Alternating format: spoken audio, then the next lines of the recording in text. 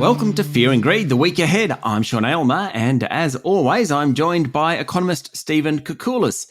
You'll find him at thekook.com and on Twitter using the handle thekook. Stephen, good morning. A very good morning to you, Sean. Now, we're both back from holidays. We're both settled down. We're both, raring to go. Yet last week was a pretty quiet week for the economists out there, including yourself. We had Phil Lowe, the Reserve Bank Governor, speaking at a Committee for Economic Development of Australia function.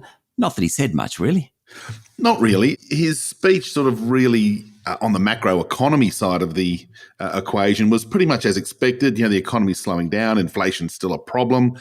The labour market's got incredible tightness. It's very hard to find workers at the moment and wages are picking up. So sort of what they were saying earlier this month in their quarterly statement. But he did say a couple of other, what we might term structural or management issues for the RBA. And he was highlighting the fact that in his view, inflation is going to be more volatile because of a change in supply chain issues, what do we call it, a homing, if you like, of the manufacturing sector in many countries. They would prefer to make stuff at home rather than rely on, someone overseas. And of course, when the supply chain breaks, that you can't get your product. So he's just sort of saying that those sorts of things and climate change, of course, could just lead to greater volatility in inflation and therefore greater volatility in interest rates. Sort of a theory at this stage. But anyway, it was sort of something that we read about carefully and will be interesting to see how it pans out. Yeah, I suppose it's interesting that they're thinking about it. I mean, of course, that's their job to think about it.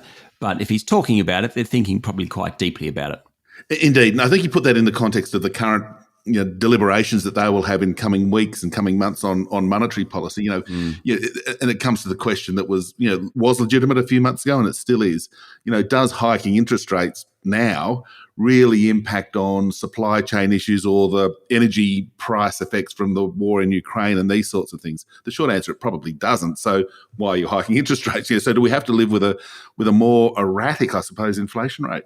Yeah, I mean, it's just interesting last week, taking it away from Australia, we had the Fed Open Market Committee minutes come out. Clearly, they're thinking about slowing the pace of rate rises. New Zealand is the opposite. Yes. They were talking about going 100 basis points, not 75 basis points. Central banks around the world are kind of in different spheres of how they're managing their economies. They are indeed. And well, New Zealand, gosh, I read the statement with a great deal of interest when they hiked to 75 and, as you said, gave consideration to 100. My goodness. All the forecasts are for a recession. They're forecasting a recession and they still went 75 points and they've still got another 100 basis points or thereabouts priced into their modelling of the economy. So they think that they really do need a recession to bring inflation down. So that's an ultra hawkish approach. The Fed, they're looking to sort of scale back the size of the rate hike. So let's see what they actually do. But again, some of the more, what do we call it, measured members of the Fed were sort of saying, look, there's evidence that inflation's coming down, commodity prices are down, some of the supply chain issues, speak of the devil, are showing signs of repair. And that, once we get to the first quarter or certainly the middle of next year, we'll see clear evidence that inflation's coming back down. Now, not in a hurry, but at least we'll have a very, very clear turning point coming there. So the debate's hot overseas, and I think that's the sort of debate that the RBA will have when it meets in December and then early in the new year. Okay, this week, retail sales for October. It'll be interesting. So anecdotally, the retailers themselves aren't saying e-commerce is certainly coming off, but bricks and mortar selling ain't too bad. Yeah, and these are seasonally adjusted, so it's not just the effect of, we're getting close to Christmas and people are spending up and, the weather's better and we're all having holidays. So, but, there is evidence that the retail sector is actually quite resilient. So despite consumer sentiment being really weak, right in the doldrums, we've still got savings, we're still spending. And look, these numbers will probably confirm a slowing in the rate of increase in retail spending, but probably won't be negative. So again, just want to sort of kick off the December quarter data for the October retail sales, probably an okay number. Okay, building approvals? Yeah, trending down. Again, very, very choppy month to month. If there's a big apartment block developed in Sydney or Melbourne or Brisbane, you'll have a big month-on-month jump.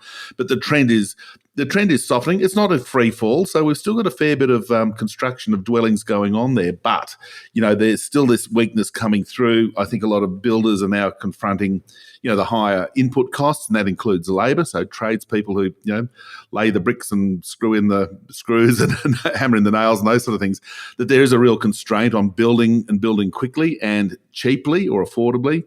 And that's also coming into play when house prices are drifting lower. So you've got that, the equation equation for a lot of property developers is rather simple. I don't need to build. It's going to be really squeezed whether I make $1 or $2 out of it. So, yeah, the trend lower for building approvals will come through again. Capital expenditure. I know you like this one because it really does say a lot about what business is thinking about. Well, it's pretty upbeat, and if we look at what the previous quarter said, these are quarterly numbers, so we have to wait 3 months for them, and here we are. We're going to be getting it later this week. We'll probably show an increase in business investment, both in machinery and equipment, a really important part of CapEx, of course, but also buildings and structures. And, people think, well, why is the business so optimistic? We've got rate hikes and the global economy is slowing down. I think the issue's a bit more underlying than that. And recall that when we had the COVID lockdowns, which was only last year and the year before, a lot of businesses shelved their CapEx plans. Well, they couldn't actually get them done for one. And obviously there was a huge amount of economic uncertainty. So they just pushed them to the side for a while. They've now discovered that, gee, I do need that extra warehouse. I do need to ramp up my IT spend and all these sorts of things. So that's one reason why I think CapEx is going to be quite resilient. So I'd be looking later this week for CapEx to be up about 3 or 4% quarter on quarter. Okay, and the big one for you, Stephen, you've been calling for this ever since I've known you, monthly CPI. It's month 2, isn't it?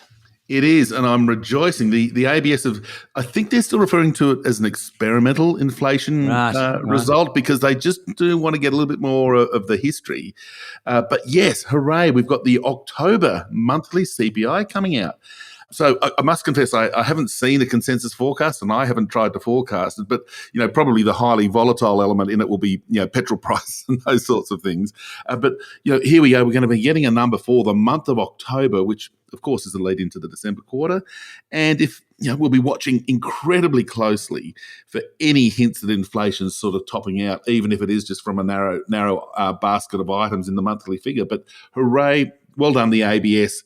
Once we get a little bit more of a track record on the monthly numbers, we'll be able to interpret these numbers a whole lot better. But hey, you've got to start somewhere, and well done. I'm excited to see a monthly inflation rate. Stephen, have a good week. Thank you, Sean. That was economist Stephen Koukoulas, better known as The Kouk, Thekouk. You can find him at thekouk.com and follow him on Twitter using the handle The Kouk. I'm Sean Aylmer, and this is Fear and Greed, the week ahead.